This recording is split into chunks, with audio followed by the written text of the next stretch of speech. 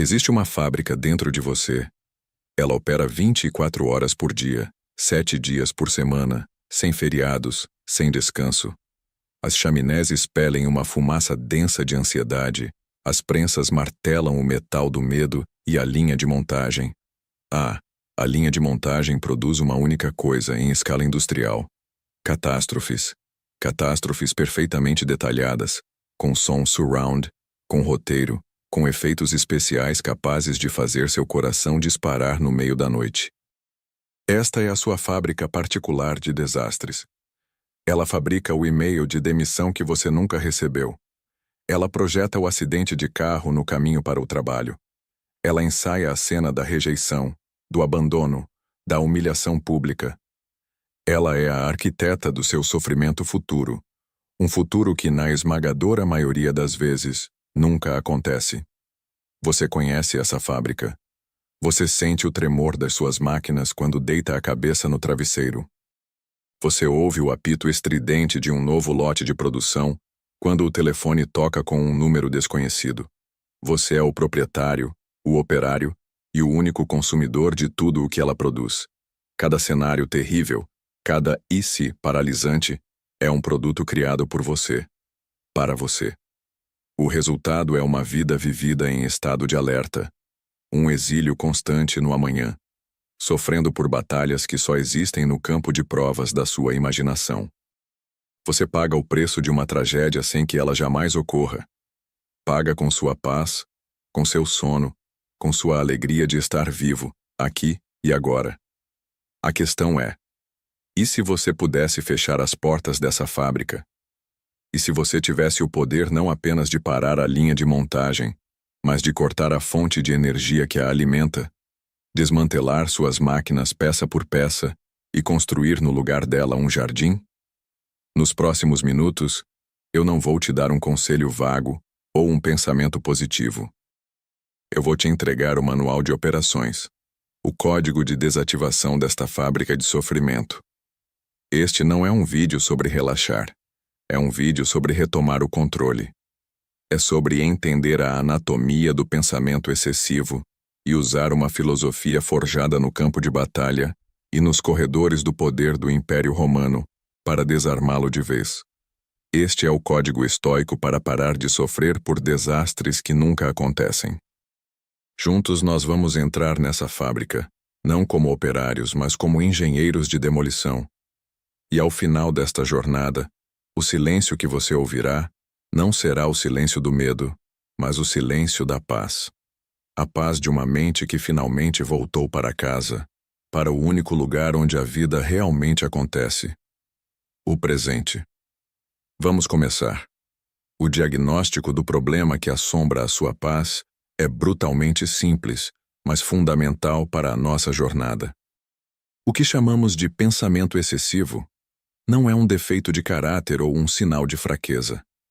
É um mecanismo mental que um dia talvez tenha servido a um propósito evolutivo, o de antecipar perigos reais numa selva hostil, mas que no mundo moderno se tornou um sistema operacional defeituoso, um looping infinito que drena sua energia vital. Pense nele como um sistema de alarme de incêndio hipersensível. Um alarme projetado para detectar fumaça, mas que dispara com o vapor do chuveiro, com a fumaça de uma vela de aniversário, com a poeira que sobe quando você arruma a casa. Ele está constantemente gritando: fogo, forçando todo o seu sistema, seu corpo, suas emoções, sua atenção, a entrar em modo de emergência.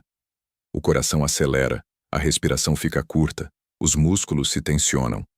Você está em modo de luta ou fuga, pronto para combater um incêndio que não existe. E quando isso acontece dezenas, centenas de vezes por dia, o resultado é a exaustão crônica. É o que a psicologia moderna chama de ruminação ansiosa. É a tendência de focar repetitivamente em sintomas de angústia e em suas possíveis causas e consequências. Não é resolver um problema, é girar em falso dentro dele. Dados de pesquisas em neurociência revelam que nossos cérebros têm um viés de negatividade embutido. Ou seja, Eventos negativos ou mesmo potencialmente negativos têm um impacto psicológico muito maior do que eventos positivos. Seu cérebro é como velcro para experiências ruins e como teflon para as boas. A sua fábrica de catástrofes, portanto, não está operando no vácuo. Ela está sendo turbinada por um combustível neurológico poderoso. O impacto disso na sua vida é devastador e se manifesta de formas concretas. A primeira é a paralisia decisória. Diante de uma escolha, sua mente não avalia as opções. Ela produz um filme de terror para cada uma delas. Escolher o caminho A leva ao desastre X. Escolher o caminho B leva à tragédia Y. Preso entre dois filmes de horror, você não escolhe nenhum. Você fica parado. A procrastinação se torna seu refúgio. O depois eu decido vira um mantra, mas o depois apenas dá mais tempo para a fábrica produzir novos cenários ainda mais terríveis. A segunda manifestação é o sequestro da sua presença. Você está em um jantar com amigos, mas não está lá. Sua mente está em uma reunião imaginária na próxima semana, antecipando críticas. Você está brincando com seu filho, mas sua atenção está refém de uma preocupação financeira, rodando simulações de falência.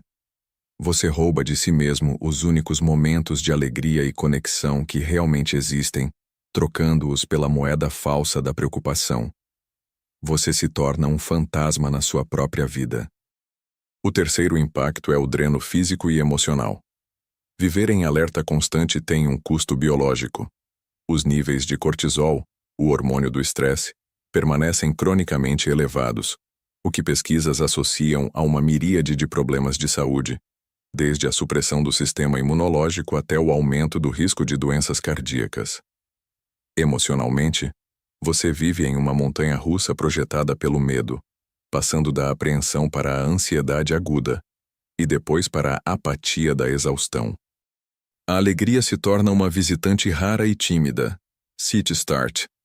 Como o imperador filósofo Marco Aurélio escreveu em seu diário, e esta é uma das frases mais cruciais que você ouvirá hoje.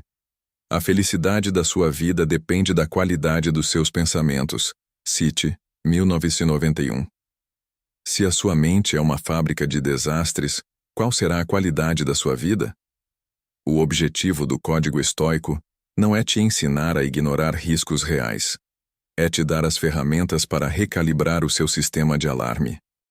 É te treinar para diferenciar o vapor do chuveiro de um incêndio real. É te capacitar para andar até o painel de controle da sua mente e, com uma firmeza tranquila, apertar o botão de desligar. O primeiro passo para desmantelar qualquer estrutura é entender sua fundação e cortar sua principal fonte de energia. A fundação da sua fábrica de catástrofes é uma confusão fundamental, um erro de cálculo que cometemos todos os dias, a cada hora. E sua fonte de energia, a eletricidade que mantém as máquinas do medo funcionando incessantemente, é a sua atenção e a sua preocupação desperdiçadas com coisas que estão, e sempre estiveram, completamente fora do seu controle. Para cortar essa energia, para demolir essa fundação, nós usamos a primeira e mais poderosa ferramenta do código estoico, o inventário da fábrica, uma técnica que os filósofos chamavam de dicotomia do controle. Imagine que você acorda no meio da noite com o coração na boca. A sua fábrica está a todo vapor, produzindo um cenário específico. Eu vou ser demitido na reunião de amanhã. Meu chefe parecia irritado hoje. Eu vou perder minha fonte de renda. Não vou conseguir pagar minhas contas, vou decepcionar minha família. O sofrimento é real. A ansiedade te sufoca. Agora, vamos aplicar o inventário. Pegamos essa catástrofe e a dissecamos com a precisão de um cirurgião. O que nesta situação está verdadeiramente sob o seu controle? E o que não está? Vamos fazer a lista. Fora do seu controle, o humor do seu chefe, a opinião que ele tem sobre você, a decisão final que ele ou a empresa tomará, a situação econômica do país, se haverá ou não uma reestruturação. Tentar controlar qualquer um desses fatores é como tentar comandar a chuva ou o vento. É uma receita para a frustração e o esgotamento. Agora, a segunda parte da lista, a mais importante. O que está absolutamente sob o seu controle? A qualidade do seu trabalho hoje. A maneira como você se prepara para a reunião de amanhã.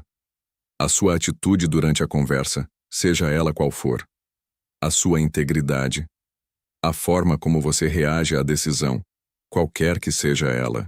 Cite Start. A sua decisão de, hoje, atualizar seu currículo, de contatar sua rede de apoio, de fazer um plano B. Como disse o antigo escravo que se tornou um dos mais influentes filósofos estoicos, Epicteto, o que perturba os homens não são as coisas em si, mas as opiniões que eles têm sobre as coisas. Cite 200. Sua fábrica de catástrofes prospera porque você alimenta suas máquinas com a energia da preocupação sobre o incontrolável. Você gasta 99% do seu tempo e da sua energia mental no que seu chefe vai pensar, e apenas 1% no que você pode de fato fazer. Preparar uma apresentação impecável. O código estoico te convida a inverter essa equação. Dedique 100% da sua energia ao que você pode controlar e aceite com serenidade o que não pode. Isso não é passividade. É o contrário. É a libertação da sua energia para que ela seja usada de forma eficaz. É parar de socar a parede e começar a procurar a porta. A aplicação prática desta ferramenta, o exercício que você começará a fazer hoje, é o inventário do controle. Pegue um caderno. Toda vez que a fábrica começar a operar, toda vez que um cenário catastrófico surgir, pare. Respire e escreva. No topo da página, descreva a preocupação. Exemplo: medo de falhar em uma apresentação importante na próxima semana. Embaixo, crie 2 colunas. Coluna da esquerda. Fora do meu controle. Coluna da direita. Dentro do meu controle. Na coluna da esquerda, liste tudo o que te assombra e que você não pode comandar. A reação da plateia, uma falha técnica no projetor, se as pessoas vão gostar da sua ideia, se um concorrente apresentou algo melhor antes de você. Sinta o alívio de reconhecer que lutar contra isso é inútil.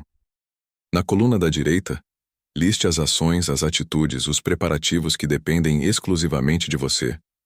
O número de horas que você vai dedicar à pesquisa, a quantidade de vezes que você vai ensaiar a apresentação, a qualidade visual dos seus slides, a sua decisão de dormir bem na noite anterior, a sua postura calma e confiante no dia, a sua capacidade de responder às perguntas com honestidade.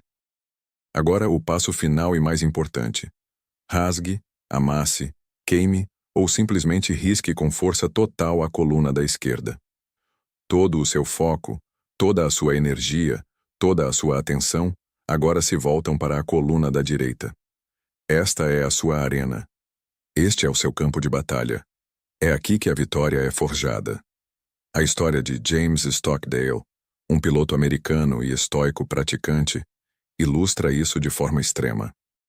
Ele foi abatido no Vietnã e passou mais de 7 anos como prisioneiro de guerra, sofrendo torturas inimagináveis.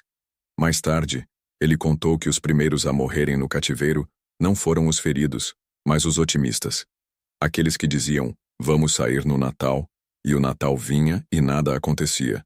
Depois diziam, vamos sair na Páscoa, e a Páscoa chegava e eles ainda estavam lá. Eles morriam de um coração partido. Stockdale, por outro lado, sobreviveu porque abraçou a dicotomia do controle. Ele disse, eu nunca perdi a fé no final da história. Eu nunca duvidei não apenas que eu sairia, mas que eu prevaleceria no final e transformaria a experiência no evento definidor da minha vida, que, em retrospecto, eu não trocaria. Ele controlou o que podia. Sua honra, sua resistência, sua comunicação com outros prisioneiros. Ele aceitou o que não podia, o dia da sua libertação. Isso é o que a dicotomia do controle faz. Ela não promete que não haverá tempestades.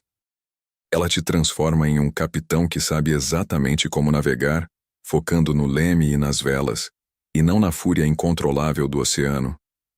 Ao praticar o inventário do controle, Você começa a cortar a fiação elétrica da sua fábrica de catástrofes. Aos poucos, as máquinas começam a desacelerar. O barulho diminui. Você está retomando o poder, um inventário de cada vez. A sua mente, antes um campo de batalha imaginário, começa a se tornar o que ela sempre deveria ter sido. Um quartel-general para a ação deliberada e eficaz. O mantra para este primeiro pilar, a frase que você vai repetir para si mesmo quando a ansiedade bater, é esta: meu foco está na arena da minha ação, não na plateia da minha imaginação. Agora que cortamos a principal fonte de energia da fábrica, a matéria-prima da preocupação com o incontrolável, é hora de lidar com o seu produto mais tóxico e perigoso, o medo paralisante do futuro. Mesmo com a energia cortada, o estoque de catástrofes já produzidas ainda assombra os corredores da sua mente. Para desmontar esse produto, para neutralizar seu veneno, usamos a segunda e talvez mais contraintuitiva ferramenta do código estoico: o simulador de voo da mente, uma técnica que os antigos chamavam de premeditatio malorum, a premeditação dos males. À primeira vista, isso soa como a própria definição de pensamento excessivo. Como assim? Você quer que eu pense deliberadamente nas coisas ruins que podem acontecer? Eu já faço isso o tempo todo e é exatamente por isso que estou sofrendo. A diferença, e ela é crucial, está na intenção e na estrutura. Sua fábrica de catástrofes opera no modo pânico. Ela te joga dentro de um simulador de desastre sem paraquedas, sem treinamento. Apenas com o som dos seus próprios gritos. O resultado é o terror. A premeditatio malorum é o oposto. Ela te coloca na cadeira do piloto, no controle total do simulador. Você não é a vítima do desastre. Você é o estrategista que está testando os limites do avião para aprender a voar sob qualquer condição. A prática consiste em sentar-se em um momento de calma e, de forma voluntária e racional, contemplar os piores cenários possíveis relacionados a uma situação que te causa ansiedade. Mas você não para no medo. Você vai além. Você se pergunta: ok, e se isso de fato acontecesse? O que eu faria? Quais recursos eu tenho? Quem eu poderia chamar? Qual seria o meu primeiro passo? E o segundo? E o terceiro? O filósofo Sêneca, um dos homens mais ricos e poderosos de Roma, praticava isso constantemente. Ele reservava alguns dias do mês para viver como um pobre. Comia pão amanhecido, vestia roupas velhas, dormia no chão. Ele não fazia isso por masoquismo. Ele fazia isso para se perguntar: é isto que eu tanto temia? Ao fazer isso, ele roubava do destino o poder de surpreendê-lo. Se um dia ele perdesse tudo, sua mente e seu corpo já saberiam que era possível sobreviver. Ele vacinava a si mesmo contra o medo da pobreza, aplicando uma pequena dose voluntária do desconforto. Ele estava treinando sua resiliência. Vamos aplicar isso a uma ansiedade moderna. Imagine que você tem um medo profundo de falar em público.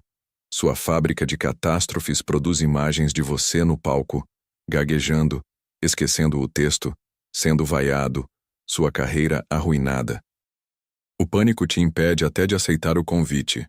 Agora vamos usar o simulador de voo. Sente-se e premedite o mal. Cenário 1. Você esquece uma parte do discurso. O que você faria?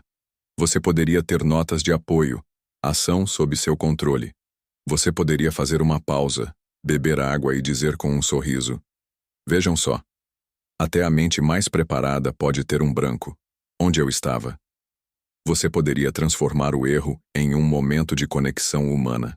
Cenário 2. O projetor para de funcionar. O que você faria? Você se preparou tanto que consegue fazer a apresentação sem os slides. Ação sob seu controle. Você poderia usar o flip chart. Você poderia transformar a palestra em uma conversa mais íntima com a plateia. Cenário 3. O pior de todos. Você é vaiado e as pessoas saem. Primeiro, quão provável é isso realisticamente? Muito pouco. Mas vamos lá. Vamos até o fim do medo. E se acontecesse? Sua identidade, seu valor como ser humano, depende da aprovação daquelas pessoas? Não. Você sobreviveria? Sim. Você aprenderia algo com a experiência? Com certeza. Você perceberia que o medo da vaia era muito pior do que a vaia em si. Ao fazer isso, você não está sendo negativo. Você está sendo um estrategista. Você está transformando um medo vago e disforme em uma série de problemas concretos para os quais você pode desenvolver soluções. O monstro que vive na escuridão perde seu poder quando você acende a luz. Ele se revela muito menor e menos assustador do que sua imaginação o pintava. A Premeditatio Malorum tem 2 efeitos psicológicos poderosos. Primeiro, ela te expõe gradualmente ao estímulo temido, um processo que a terapia cognitivo-comportamental chama de dessensibilização. Quanto mais você pilota o simulador, menos assustadora a turbulência se torna. Segundo, ela aumenta sua autoeficácia, que é a sua crença na sua própria capacidade de lidar com os desafios. Ao planejar suas respostas, você prova para si mesmo que não é uma vítima frágil do destino, mas um agente capaz e resiliente. O exercício prático é o simulador de voo. Escolha uma ansiedade que te paralisa. Reserve 15 minutos. Descreva o pior cenário possível em detalhes vívidos. Não pare aí. Agora, para cada parte do desastre, escreva 1 ou 2 ações que você poderia tomar para lidar com a situação. Crie seu plano de contingência. No final, reflita sobre o fato de que, mesmo no pior cenário absoluto, você teria opções. Você teria agência. Você sobreviveria. Você perceberá que, como Sêneca disse, sofremos mais na imaginação do que na realidade. A fábrica de catástrofes vende produtos defeituosos. Ela vende o trailer do filme de terror, mas nunca te mostra o final, onde o herói, mesmo machucado, se levanta e segue em frente. O código estoico, com a Premeditatio Malorum, te força a assistir o filme até o fim. E ao fazer isso, você descobre que o herói é você. O mantra para este segundo pilar, a arma que você usará para assumir a sala de controle da fábrica, é: eu não temo a tempestade, pois estou aprendendo a comandar o meu navio. Nós cortamos a fonte de energia da fábrica com a dicotomia do controle. Assumimos a sala de comando e desativamos os produtos mais tóxicos com a Premeditatio Malorum. Agora resta uma última tarefa, a mais sutil e transformadora de todas. O que fazer com os escombros? O que fazer com o entulho que sobra quando a vida inevitavelmente não sai como planejado? Porque, sejamos honestos, mesmo com todo o preparo do mundo, às vezes os desastres acontecem. Não os imaginários, mas os reais. A perda, a falha, a dor. A resposta da sua antiga fábrica seria criar mais sofrimento a partir disso, gerando os produtos secundários da culpa, do ressentimento e da vitimização. O código estoico, no entanto, nos oferece a ferramenta definitiva de reciclagem mental, a alquimia da alma. É o terceiro e último pilar para desmantelar de vez o pensamento excessivo, transformar o entulho em ouro, usando 2 técnicas interligadas: amor fati e a visão do alto. Amor fati é uma expressão latina, popularizada pelo filósofo Friedrich Nietzsche, mas com raízes profundas no estoicismo, que significa amar o seu destino. Não apenas aceitar, não apenas tolerar, mas amar tudo o que acontece em sua vida, o bom, o ruim, o terrível. É o desejo de que nada seja diferente, nem para frente, nem para trás, nem por toda a eternidade. Isso soa radical, talvez até insano. Amar a perda de um emprego? Amar uma doença? Amar uma traição? A lógica por trás disso é uma das mais libertadoras que existem. O que já aconteceu, o passado, está tão fora do nosso controle quanto o movimento das estrelas. Lutar contra a realidade, desejar que o que é não fosse, é a definição da insanidade. É a fonte de todo o sofrimento. É como beber veneno e esperar que a outra pessoa morra. O amor fati Te convida a fazer as pazes com a realidade, mas ele não para na aceitação. Ele te desafia a encontrar a oportunidade dentro do obstáculo. City Start. Como disse Marco Aurélio de uma forma que captura perfeitamente essa ideia. O obstáculo para a ação avança a ação. O que está no caminho torna-se o caminho. City, 25. A pedra que bloqueia a estrada não é o fim da jornada. Ela é o material com o qual você construirá uma ponte. A perda do emprego se torna a oportunidade forçada para encontrar um trabalho que você realmente ama. A doença se torna um mestre que te ensina a valorizar cada respiração. A traição se torna uma lição dolorosa sobre seus próprios valores e os limites que você precisa impor. Você para de perguntar, por que isso aconteceu comigo? E começa a perguntar, o que isso torna possível? O que isso está me ensinando? Como posso usar isso? A segunda parte desta alquimia é a visão do alto. Esta é uma prática de visualização que Marco Aurélio descreveu em suas Meditações. Ele nos convida a nos elevarmos mentalmente acima de nossa própria vida. Primeiro, olhe para sua cidade do alto de um prédio. Depois suba mais. Veja seu estado, seu país, como um mapa. Suba ainda mais. Veja a Terra como uma esfera azul e branca flutuando no espaço silencioso. Veja a história humana, com seus impérios que nascem e morrem, suas guerras e suas revoluções, como um piscar de olhos no tempo cósmico. Agora, dessa perspectiva vasta e vertiginosa, olhe para o seu problema. Aquela discussão no trabalho, aquela preocupação financeira, aquela ansiedade social. Como ela se parece vista daqui de cima? A prática não tem como objetivo diminuir a importância dos seus sentimentos, mas sim dar-lhes a perspectiva correta. Ela te ajuda a ver que a maioria das catástrofes que sua fábrica produz são, no grande esquema das coisas, tempestades em um copo d'água. Ela dissolve o ego. Ela te conecta a algo muito maior do que suas preocupações imediatas. Ela te lembra da impermanência de todas as coisas, inclusive do seu sofrimento. O exercício prático para este pilar é o diário da alquimia. Pegue um evento negativo recente em sua vida, algo que te causou dor ou frustração. Descreva-o objetivamente, sem o drama que sua mente costuma adicionar. Agora, responda a estas perguntas.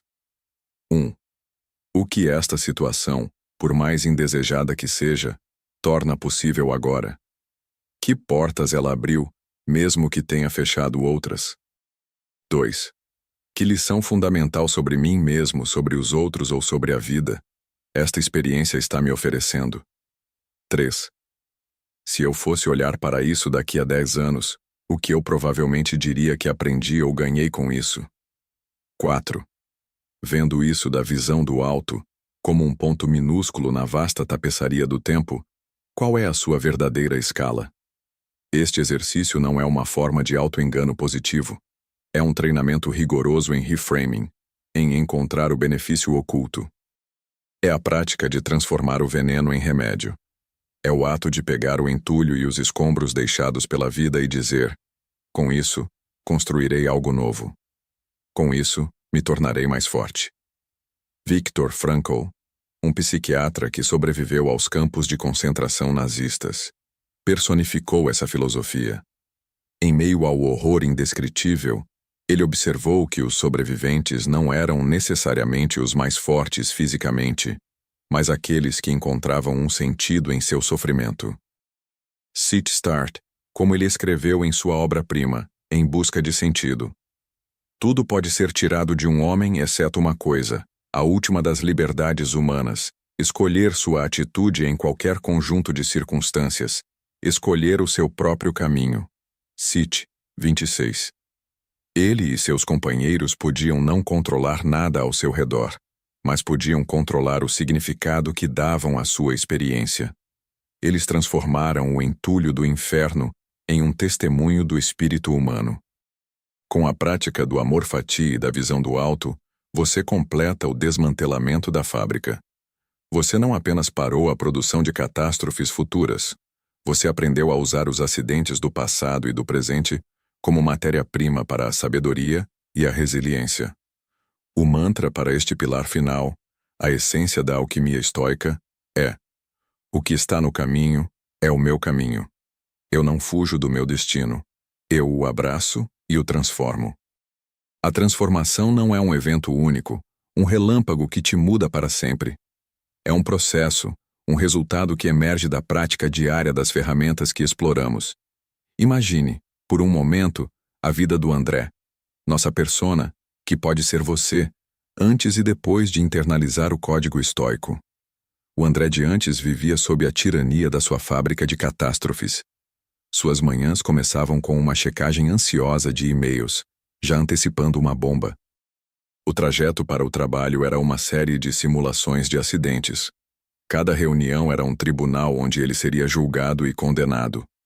Suas noites eram longas vigílias, deitado na escuridão, ouvindo o barulho das máquinas mentais produzindo cenários de perda, doença e fracasso. Ele estava perpetuamente cansado, irritadiço e distante, um prisioneiro em sua própria mente, sofrendo por desastres que nunca se materializavam. Ele se sentia como um personagem de um filme de terror que ele mesmo dirigia, mas não conseguia parar de assistir. Agora, imagine o André que decidiu se tornar o engenheiro de demolição da sua própria fábrica. Ele começa a praticar. No início, é difícil. As máquinas são barulhentas, os hábitos são fortes, mas ele persiste. Toda vez que uma preocupação surge, ele a leva para o seu inventário do controle. Ele separa o que é seu para fazer do que não é. Ele sente a liberação de energia, a clareza que vem de focar apenas no leme do seu barco. Ele para de tentar controlar o tempo e começa a ajustar as velas com mais habilidade. Diante de um grande desafio, um medo que antes o paralisava, ele agora usa o simulador de voo. Ele premedita o mal, não com pânico, mas com a calma de um estrategista. Ele olha o pior cenário nos olhos e descobre que ele é menor do que a sua imaginação. Ele cria planos de contingência. O medo não desaparece por completo, mas ele não é mais o mestre. Ele se torna um conselheiro, um sinal para se preparar melhor, não um alarme para fugir. E quando a vida, como inevitavelmente faz, o atinge com um golpe real, uma crítica, uma perda, um revés, ele não se desespera. Ele abre seu diário da alquimia. Ele pratica o amor fati. Ele olha para o obstáculo e pergunta: o que você está aqui para me ensinar? Como posso te usar para me fortalecer? Ele pratica a visão do alto, e a urgência do seu ego se acalma, substituída por uma paz mais profunda. O resultado? O André transformado não é um super-humano sem emoções. Ele ainda sente medo, ainda fica triste, ainda se preocupa. A diferença é que esses sentimentos não o governam mais. Sua mente, antes uma fábrica de catástrofes, tornou-se um refúgio, uma cidadela interior. O barulho incessante foi substituído por um silêncio funcional. A calma de uma oficina bem organizada, onde as ferramentas estão prontas para serem usadas quando necessário. Os benefícios concretos dessa nova vida são imensos. Primeiro, uma paz mental que ele não achava ser possível. A capacidade de deitar a cabeça no travesseiro e simplesmente dormir. A liberdade de desfrutar de um pôr do sol sem que a mente esteja a milhas de distância, lutando em uma guerra imaginária. Segundo, uma nova capacidade de ação. A energia que antes era drenada pela preocupação agora está disponível para o trabalho, para os relacionamentos, para os hobbies. A procrastinação, que era um sintoma da paralisia pelo medo, diminui drasticamente. Ele se torna mais decidido, mais eficaz, porque seu foco está no processo, no seu esforço, e não no resultado incontrolável. Terceiro, uma resiliência emocional inabalável. Ele não teme mais os desafios da vida com o mesmo terror de antes. Ele os vê como oportunidades para praticar a virtude, para testar sua força, para se tornar uma pessoa melhor. Ele desenvolve o que os estoicos chamavam de uma cidadela interior, Uma fortaleza mental que nenhum evento externo pode verdadeiramente violar. A visão do seu futuro transformado é a de uma vida vivida em alta definição. Uma vida onde você está presente para os seus filhos, onde você ouve de verdade seus amigos, onde você saboreia sua comida, onde você sente o sol na sua pele. City Start é a vida de alguém que entendeu a mais profunda das verdades estoicas, encapsulada por Sêneca. A vida é curta, mas suficiente se bem vivida. City, 1993. O pensamento excessivo sobre desastres futuros não apenas te faz sofrer, ele encurta sua vida, roubando os únicos momentos que você realmente possui. Ao desmantelar a fábrica, você não está apenas acabando com o sofrimento. Você está reivindicando sua vida de volta, um momento presente de cada vez. Esta transformação não é um mito. É o resultado direto e inevitável da aplicação consistente do código estoico. É a sua herança de direito como ser humano racional. A paz não é algo a ser encontrado. É algo a ser construído. E agora, você tem a planta. Nós viajamos juntos para o epicentro da sua ansiedade. Entramos na sua fábrica de catástrofes, identificamos suas máquinas e aprendemos as estratégias para desmantelá-las. A jornada foi intensa, mas a clareza que emerge dela é a nossa maior recompensa. Vamos recapitular, de forma rápida e poderosa, os 3 pilares do código estoico que você agora possui para desativar o pensamento excessivo. Primeiro, nós cortamos a fonte de energia da fábrica com o inventário do controle, a dicotomia do controle estoica. A lição é simples e revolucionária.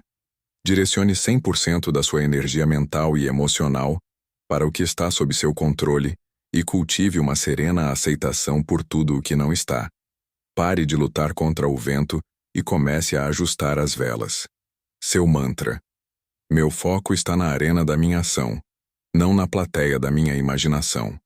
Segundo, nós assumimos a sala de comando e neutralizamos os produtos tóxicos do medo com o simulador de voo da mente, a Premeditatio Malorum. Em vez de ser uma vítima de cenários de terror vagos e paralisantes, você se torna um estrategista que contempla os piores cenários de forma racional para se preparar para eles. Você acende a luz para ver que o monstro é muito menor do que parecia na escuridão. Seu mantra: eu não temo a tempestade, pois estou aprendendo a comandar o meu navio. Terceiro, nós aprendemos a reciclar os escombros da vida, transformando o entulho em ouro através do diário da alquimia, combinando o amor fati e a visão do alto. Em vez de se lamentar sobre o que deu errado, você pergunta o que o obstáculo torna possível. Você ama o seu destino e encontra a oportunidade dentro da adversidade. Você eleva sua perspectiva para ver seus problemas em sua escala cósmica real. Seu mantra: o que está no caminho é o meu caminho. Eu não fujo do meu destino, eu o abraço e o transformo. Essas não são apenas ideias filosóficas, são ferramentas que estiveram nas mãos de imperadores, generais, artistas e prisioneiros de guerra por mais de 2 milênios, e agora elas estão nas suas. Mas uma ferramenta, não importa quão poderosa, é inútil se permanecer na caixa. A transformação exige ação. E a ação pode começar agora, de forma simples e concreta.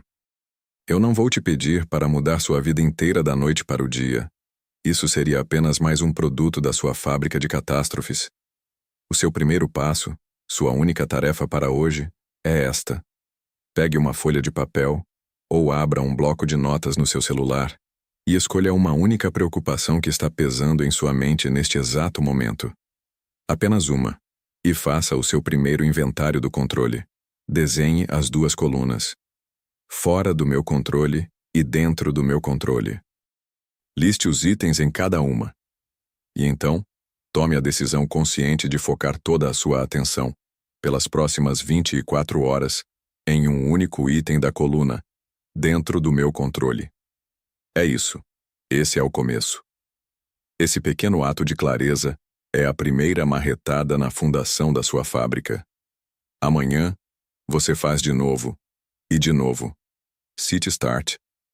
Lembre-se do que disse Sêneca. Não é porque algo é difícil que não ousamos, é porque não ousamos que se torna difícil. Cite. Medo 99. Você tem a coragem de ousar.